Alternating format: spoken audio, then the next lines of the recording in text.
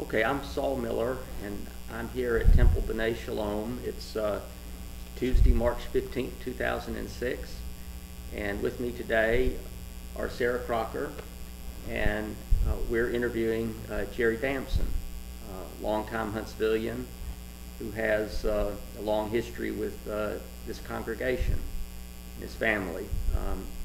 We're among the earliest congregants at Temple B'nai Shalom, and what we'd like to do today is just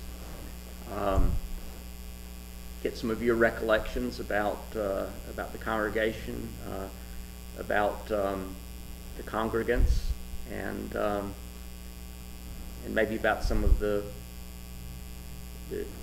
Jewish merchants who had stores in Huntsville. Well, my grandparents came from. My grandmother came from Germany and my grandfather came from Russia. And as far as I can tell and remember, they met on the ship coming over. And they sailed in or came into New Orleans and got married in New Orleans. Do you know what year they came? 1888, I think. And what were their names? Damson. Right. Oh, Leo and Hannah. And they married in New Orleans, and as most immigrants, they went where they had relatives, and they ended up in Huntsville. And my father was born in Huntsville in 1892, and his brother was born in 1896. Let me go back to your grandparents for just a second, Jerry. Your grandfather, Leo Damson, was he was born in Germany or in Russia? Russia. No, he was born in Russia, and then your grandmother Hannah Damson was born in Germany. Right. And you say they had relatives here in Huntsville? But I don't know who they were. Oh, okay. We had a lot of people that they had me call cousin and aunt and uncle. Okay. But, you know. I suspect they must have been relatives of your grandmother, because at the time they came, most of the congregants were German. German, that's right. Yeah. But my grandfather was a merchant, and he had a store on the square. And then later, when I think my daddy was in business, basically the same kind of business my grandfather was in. His father, they competed against each other, and then my grandfather died young. He died in 1925. And Daddy's store was in the middle of Jefferson Street, and Bazit's store was on the north side, and Harrison Brothers were on the south side. Okay, so this is your father was Harry Damson. Yes. And your mother Was Ruth. Ruth Damson. Yes. My mother was a country girl Baptist. My father was Jewish. My father was 14 years older than my mother, and they married in 1931. So you can imagine, you can think whatever you want to think, or people can, but all of my mother's people just loved my daddy, which was, I imagine, unusual at that time. I don't know. But then they were married 8 years before I was born. So my father was 47 years old when I was born, and when I later married and had a son, my daddy said he never thought he'd live to see me finish high school, much less a grandson. So it was, I started selling about the time I was old enough to say, may I help you? Mm-hmm. I would have to go to the store and work on Saturday because that was the busiest day. And Daddy would always hope that Friday it'd rain real hard, because if it did, his type business, he did what you called a furnishing business. He furnished farmers and sharecroppers and so forth. Whatever he sold, he would sell them to them on credit. Didn't charge them any interest. Just when they sold their crops, they paid him. So what type of merchandise was it? Oh, bolts of print where people would make their own clothes, underwear, socks, overalls of every size you could think of. And the highest priced thing in the store was a ladies' wool coat, which was $19.98. That was the highest thing. Expensive then. And it's just, well, you know, everything's relative. Back then, nobody had any money. It didn't cost any money to do anything. And now you got a pocket full of money, and it takes it all to do anything. So it's all basically the same. But other than I still don't have a pocket full of money. But Daddy was in business 39 years. Well, let me go back to where your dad's store was located. It was on Jefferson Street. Okay. And was it on the east side? West. The west side of the street. All three of the stores I mentioned, my daddy's store was named Damson Boston Store. Okay. The Boston part came in when he went to business school in Cincinnati for 6 months, a year, I don't know, and worked at a shoe store while he was going to school called the Boston Store. So that's where he came up with Damson Boston Store. And then he later, I guess when he finished school, I don't know, he joined the Coast Guard in Kentucky. And he was stationed the whole time in New York City where he had relatives and never stepped foot on a boat. Was that during World War I? Yes, World War I. Uh-huh. And so near your father's store, I think you mentioned the Kazitsa store was... Well, in the time that you would remember, Henderson Bank was on the south corner. Yes. Next to it was Business Equipment. Next to it was Harrison Brothers, which actually... That was Lou Harrison. Yeah. Uh-huh. And they actually had two buildings. They had double the space that my daddy had.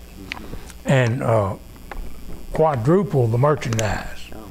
Well, his store was called the Union Dry Goods Store, I believe. That's right. Uh-huh. So yeah, he had a lot of merchandise then. He had 3 times more merchandise than he needed. Yeah. I think his son-in-law, as Mr. Harrison got older, did the buying. I see. And I think he enjoyed buying more than he enjoyed selling. Therefore, he didn't control his inventory as he should have. But And so in your dad's store, who else worked in that store?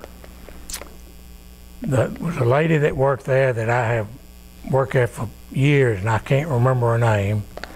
My uncle and his wife, my aunt. And that would be Joe They- and Harriet? Yes, Joe and Harriet worked there 39 years. And they were gone a year to St. Louis and then came back. And at the time they came back was when the Arsenal had just started booming. And you couldn't find a place to live. I mean, wasn't any.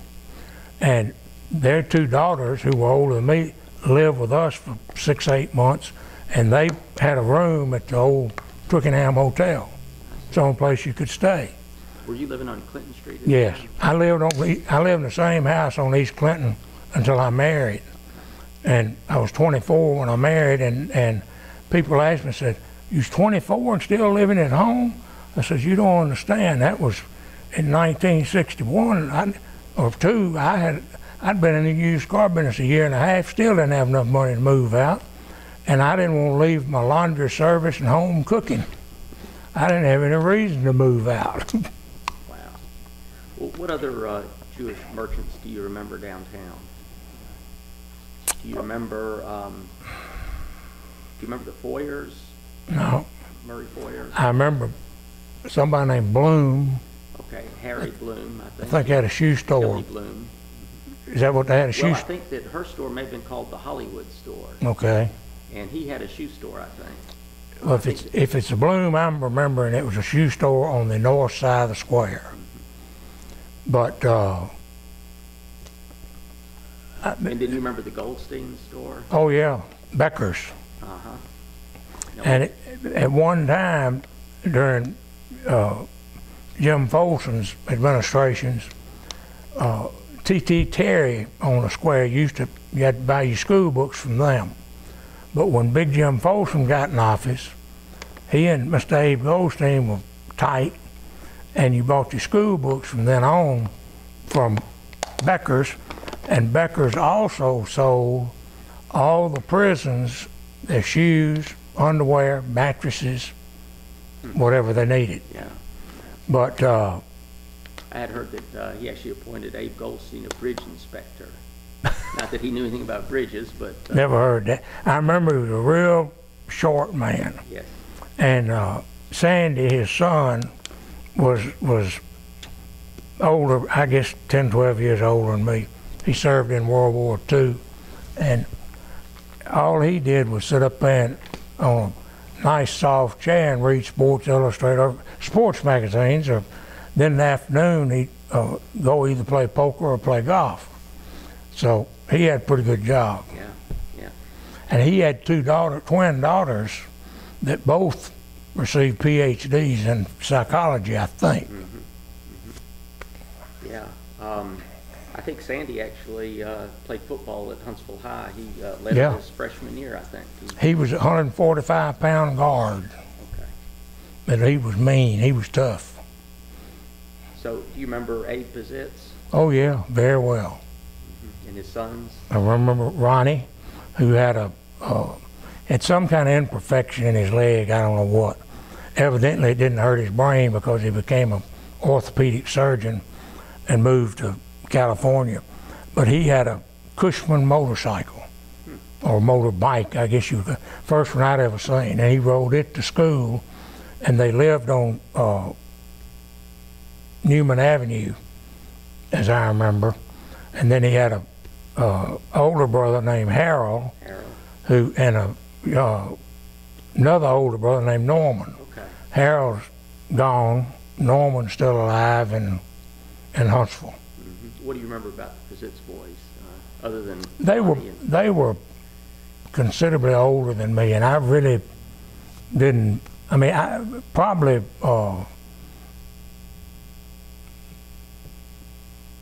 the youngest one was probably 3 or 4 years older than me. But 3 or 4 years old when you were 9, 10, 11 years old is a long time. Yeah. Do you remember Alex Walensky? Oh yeah, And he had his Uncle children. Sam's loan office. Uncle Sam's pawn shop, that's right. Little small man, wore the same suit all the time.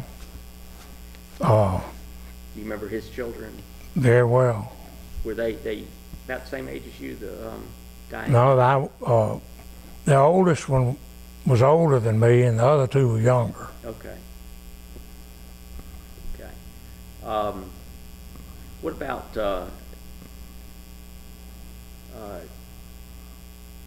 I remember your grandparents very well. okay, okay. We lived either 5 or 6 doors from your grandparents, My grandmother loved your mother. and on East Clinton, and I can remember going with Mother to your grandfather's place at the end of Jefferson and Washington, end of Washington Street, where he had a junkyard and Sold poultry. yeah. It was We'd poultry and go down there, and she'd buy fresh chickens, and they'd take it out back and wring its neck and put it in hot water and pull the feathers off, and off we'd go with it. Yeah. And I used to go down there when I was a little mischievous boy, and I'd buy little pipes, make a pea shooter out of it. Okay. But he was a nice man. I can remember when your daddy graduated from Georgia Tech. Right, right. That's right. He came into the business in 1948. Married my mother in 47, and they moved back in 48. Went back into business with his dad. And now you back in. I'm in now. Yes, yes, I've been for a while. Third generation. The third generation, and most likely the last. I've got a third generation coming into my business That's wonderful. in May. He graduates from Alabama in May. That's great. That's great. I'm just trying to think of any of the other Jewish merchants downtown. There was Elizabeth Denbo had the Mary shop. Yep. I Win. I Win Company. Philip Wynn was just a prince of a gentleman. I remember his mother and father. They lived on Franklin Street, and my wife Butch and I would always have Mr. Wynn and my mother and father over for dinner, probably including Mr. Wynn, probably 3 times a year. And the main reason we did it is we wanted to listen to Daddy and Mr. Wynn talk about old Huntsville, and they could go on and on. and he had a gift shop on Washington Street, but he also, in the olden days, sold seed. And Leo Cohen, who was supposed to be a cousin of Daddy's, or I guess by default cousin of mine, he had a wife. His wife's name was Cora, and they had a daughter who was mentally slow, I guess you'd say, named Florine. And Leo Cohen was the first Jewish person ever let in the Huntsville Country Club. Okay. He was a big-time golfer. Yeah. But I can remember him selling seed when I'd go in there. At Iowa. Yeah. Wow. Tell me about the Franks and Rose Jewelry Company. I knew their sons better than I knew Coach Frank. But I think that they had other jewelry companies, jewelry shops, somewhere in Alabama, I think. They had, Maybe Mobile, they had a store. I think maybe they had 2 or 3, and the brothers, or brother, I don't remember, ran them. And Coach Frank, of course, coached football at Huntsville High. Right. And I think he made All-American at University of Tennessee. Oh, okay. I know he played at University of Tennessee, and for some reason I think he made All-American. He was a guard. He was a short bull, sort of stocky, and in fact my aunt worked for them after my daddy closed the store. And back to Daddy's store for a few minutes. If I was talking about the raining on Friday, and then I got sidetracked, as I often do. But if the fields were too wet, then the sharecroppers that did most of the work, and their children, almost all of them had 6, 8, 10, 12 children, they couldn't get in the fields to work. So they'd come to town. And the first thing they wanted when they came to town was a new pair of pants and a shirt. And they wanted the pants cuffed and fixed right then. And the black people at that time hung around down on Church Street. And my aunt was a seamstress, and she could cuff and hem a pair of pants in about 3 minutes. And she was real short, and she'd have a cigarette hanging out of her mouth, and hemming those pants, just have them lined up to hem them. And they'd put on the new shirt and new pants and still have on their dirty brogans, as they called them back then, the work shoes. It's the only pair of shoes I had. And along talking about shoes, when I got old enough to really work in the store on Saturday when I wasn't gone, the mothers would come in, and if they wanted new shoes, they'd have a string. They'd measure the boy's foot and tie a knot in the string. That meant it was for a boy. And if it was a girl, it'd just be a straight string. And you'd have to match the string up with the shoes. Because those shoes now, they were going to have to last them probably 2 or 3 years. Yeah. And but that's how they'd come in and buy clothes for everybody, especially right before school started. Because back then, you probably remember, the county schools closed for 6 weeks for cotton picking time. Yeah, I do remember that. So you probably remember large crowds of shoppers downtown on Saturdays. Yes, on Washington and Jefferson Street, and you could almost walk down the street, and anybody that you didn't know by name, you'd seen them before. You'd know their face. And if my children could make a living, it would suit me if it was that way again. But on Saturday mornings, Daddy gave me 50 cents. And I'd go to the Lyric Theater. It cost a dime to get in, a dime for popcorn, and a Coke was a nickel. And they had a kiddie club, which was young people getting up there making a fool of themselves, really, but supposedly singing or something. And then you'd see a movie. Then you'd see the serial that would naturally be continued the next week. You'd see a cartoon, and then you'd see a newsreel. All that plus the popcorn and Coke for a quarter. then you'd leave there and go to the Crystal and get 2 Crystal burgers, French fries, and a Coke for the other quarter. I see. So it took 50 cents to do all that. Back to the, didn't have any money, didn't cost anything to do anything. Right. What about Ethel's shop on the Oh, square? Ethel McAnally. Yep. Uh, Ethel was Lou Harrison's daughter. And I guess when they closed the Union Dry Goods store that where her husband worked, I think his name was Ogden McAnally. They called him Fatty for some reason. But she went into the wedding dresses, and then I think it was a little bit later she went into wedding planning. But she did, I think she did very well at that. And I guess she worked till she couldn't work anymore. yeah. Yeah. But she was a nice lady. Yeah, she was. And she had a sister that married a foot doctor. And I think they'd been in New York or somewhere for, Sylvia. yeah, Sylvia forever. Finkelstein. And they moved to Fayetteville for I guess the last 10, 15, 20 years they lived. Right. And she also had a younger sister named Eleanor, Yeah. who I think lived in New York. She married a dentist, I believe. I can remember going to the Harrison's house with my mother and daddy. We'd go over there for, I don't know what was going for. I was just so young. He It drug was on me Monroe along. Street, I believe. Huh? It was on Old Monroe Street. I remember that house too. It was, the street's not there anymore. It's, No, it's all federal housing where their house right, used to be. right. It was a big house, as I recall. Yeah. That's the only place I ever knew them to live. I'm Do you trying to remember when think. you were a kid going to visit on a Sunday afternoon any of the other Jewish families?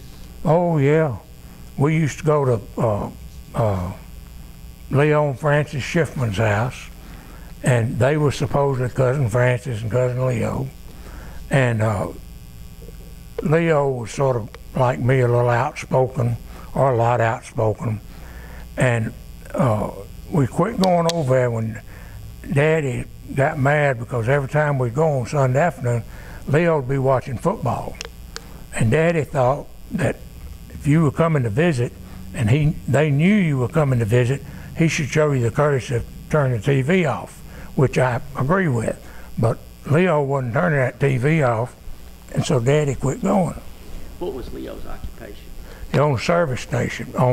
It was right across from, well, they had one at, let me think. First one he had was on the corner of Williams and Madison Street. And then he moved down west a block and up a block, which would be across from, almost across from where City Hall is now. Yeah. And I think he did a good, he sold a lot of tires and did a lot of car washing, and which I'm sure he'd make more money doing that than pumping gas, but he had a good business. He stayed there for years. Do you remember when I. Schiffman was in the automobile business? Vaguely.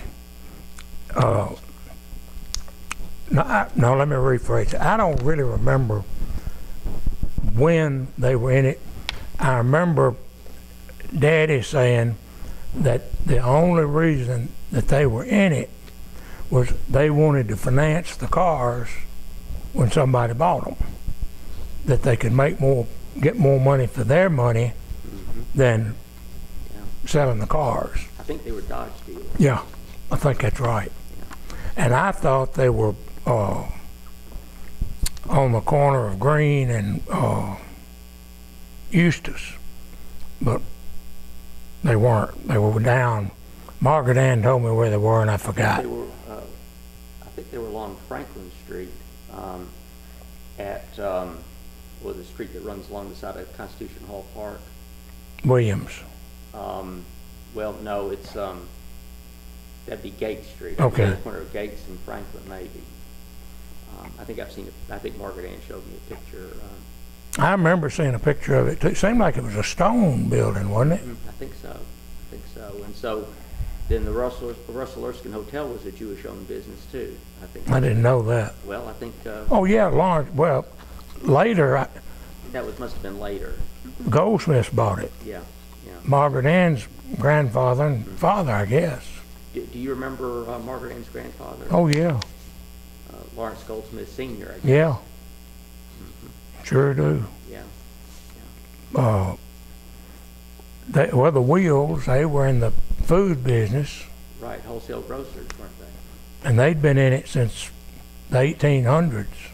Yeah, well, I remember Mortimer Wheels Sr. and his son Morty, I think was in business with his father. I think it was called Alabama Wholesale Grocery. And as I recall, it was at the corner of Holmes and Jefferson. Were they also related to you, the Wheels? I know they were No. one of the earliest Jewish settlers. I know that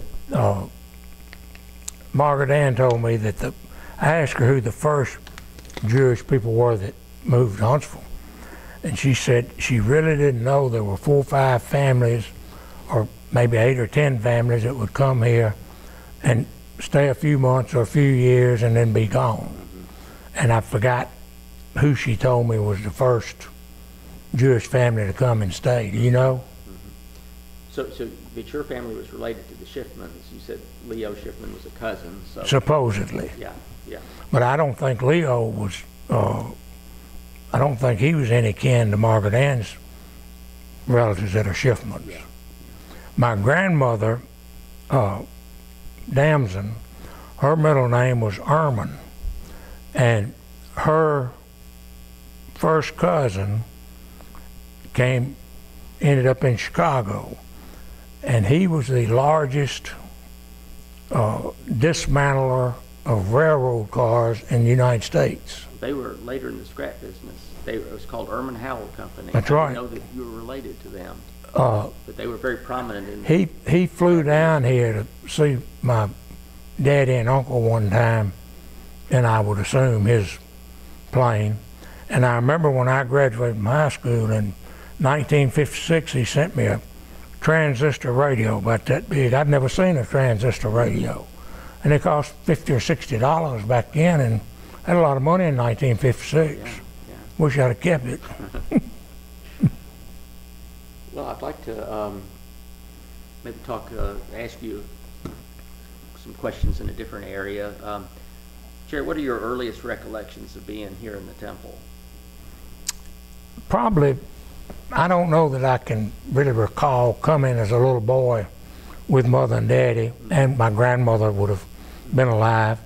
But it seems like I can recall at some point being here and going to sleep in my mother's lap, or just put my head on, like a typical little boy. And then as I got older, I don't know how old I was, 5, 6, 7, I don't really know. But Mother explained to me that she was Baptist and Daddy was Jewish, and that I could go to Sunday school anywhere I wanted to go, or whether it be the temple, or she didn't care, but I was going to go to Sunday school. Because Daddy would do his book work on Saturday mornings at the store while I was in Sunday school. And the first 2 years, possibly 3, I don't really remember, I went to Hebrew school here in this temple. But the only really Jewish people I knew well was Butch Frank, who was probably one of the finest men I've ever known, period, as far as everything he's ever done, his character, his morals, his education. And I know when he played football for Coach Bryant knew he wanted to be a doctor, and he begged him to quit playing football because he was afraid he'd get his hands hurt. And of course, Butch being Butch, he wouldn't quit. But I came here either 2 or 3 years. And then I think I started here before Mother told me that. And then when she told me that, I started going to the Baptist church because I had more friends my age at the Baptist church. Now, But you remember coming to Temple for the High Holy Days? Came until my daddy died. And my wife and her mother are what Catholics call cradle Catholics. And even her mother, out of respect to my daddy, we all came to Temple whenever Daddy came. But Daddy was like I'm sure a lot of Protestants and other Jewish people that go to church or Mass at Christmas and Easter. He wasn't here every Friday night. Yeah.